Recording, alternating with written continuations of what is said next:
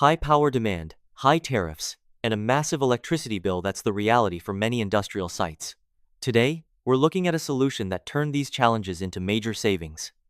This project comes from an automotive facility operating a 400 kilowatt solar plant and two 480 kilowatt EV chargers, all powered by a 1000 kVA transformer on a 10 kilovolts connection. Their costs were driven by capacity charges and time-of-use tariffs. The customer needed to better utilize their solar and reduce peak expenses, especially during high-power EV charging.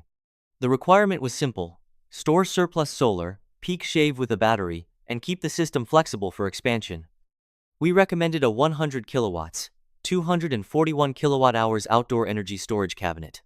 Using our intelligent EMS, the system runs in solar plus storage and peak shaving modes, capturing excess PV energy for EV charging instead of wasting it.